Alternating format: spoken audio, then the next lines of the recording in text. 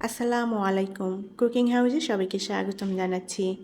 আজকে রান্না করব কচুরলতি। এই কচুরলতিটা আজকে যেভাবে রান্না করব এভাবে রান্না করলে খেতে খুবই টেস্টি এবং মজার হয়। সাদা গরম ভাত দিয়ে দারুণ লাগে খেতে। আজকে যেভাবে এই কচুরলতিটা রান্না করব এই রান্নাটা আমার নানি রান্না করতেন। নানির হাতের কচুরলতিটা খেতে খুবই মজার হতো।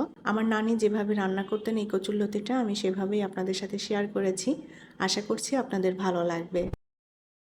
আমি এখানে 2টা মিডিয়াম সাইজের পেঁয়াজ এবং 6-7টা কাঁচামরিচ একসাথে বেটে নিয়েছি। আর এখন এর মধ্যে দিয়ে দেব 2 চা চামচ পরিমাণ আদা রসুন বাটা।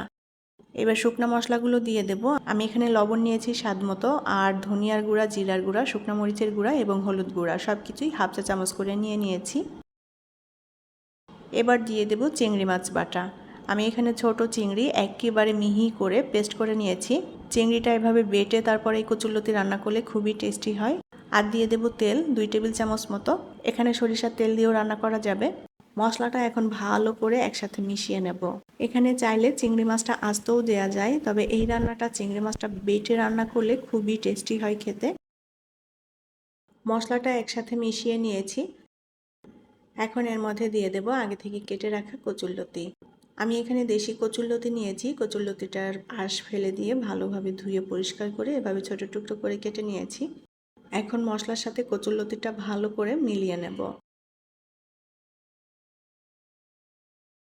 কচুরলতি মশলার সাথে সুন্দর মতো মিশিয়ে নিয়েছি। এখন অল্প আঁচে আমি কচুরলতিটা রান্না করে নেব। কচুরলতি একটু উল্টাপাল্টা করে নেড়ে দিতে হবে যেন সব দিকটাই সমানভাবে সেদ্ধ হয়ে যায় আর মশলাটা ভালোভাবে মিশে যায় কচুরলতির সাথে। চুলার আঁচ অল্প রাখতে হবে যেন মশলাটা পুড়ে না যায়। আমি 3-4 মিনিট কচুরলতিটা অল্প আঁচে রান্না করে নিয়েছি। এখন এর মধ্যে সামান্য পরিমাণ পানি দিয়ে দেব। পানি দিয়ে সুন্দর করে নেড়েচেড়ে মিলিয়ে নেব। ঢাকনা দিয়ে ঢেকে রান্না করে নেব। 5 মিনিট মতো ঢাকনা দিয়ে ঢেকে আমি মিডিয়াম আঁচে রান্না করে নিয়েছি। এখন কচুরলতিটা একটু উল্টাপাল্টা করে নেড়ে দেব। কচুরলতিটা কিন্তু সুন্দর মতো সেদ্ধ হয়ে গিয়েছে।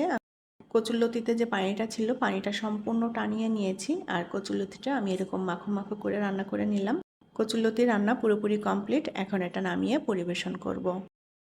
সাদা ভাতের সাথে এই কচুরলতিটা খেতে এত বেশি মজার এবং টেস্টি যে একবার খেলে বারবারই খেতে ইচ্ছে করবে।